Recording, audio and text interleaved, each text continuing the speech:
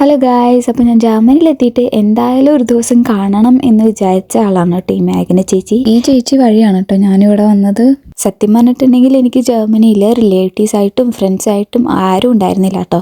എനിക്ക് ആകെ കൂടെ അറിയുന്നത് ഈ ഒറ്റ ഒരു ചേച്ചീനെ മാത്രമായിരുന്നു വരുന്നതിന് മുന്നേ. സത്യം പറഞ്ഞിട്ടുണ്ടെങ്കിൽ ഈ ഒരു ചേച്ചിയുള്ള ഒരു ഒറ്റ ധൈര്യത്തിലാണ് കേട്ടോ ഞാൻ ഇങ്ങോട്ട് വന്നത്. അപ്പം ഞാൻ ആദ്യമായിട്ടാണ് ഈ ചേച്ചീനെ ശരിക്കും നേരിട്ട് കാണുന്നത്.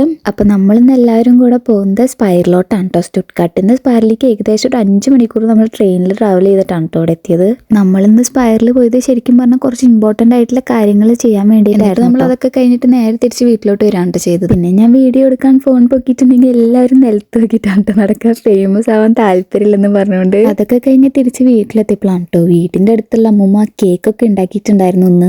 അത് കാരണം എനിക്ക് കേക്കൊക്കെ കൊണ്ടുവന്ന് തന്നിട്ടുണ്ടായിരുന്നു കേട്ടോ. നല്ല അടിപൊളി കേക്കുകളായിരുന്നു. ഒരു സ്ട്രോബെറിയും പിന്നെ ഒരു ചോക്ലേറ്റിന് എന്തോ ഡൂണാവല്ലേ എന്നാണ് കേട്ടോ പറയുന്നത്. ഞാൻ ഈ കേക്കൊക്കെ കഴിച്ച് ട്രാവൽ ചെയ്തതിൻ്റെ ക്ഷീണം മാറ്റാൻ വേണ്ടി റെസ്റ്റ് എടുത്തു കേട്ടോ.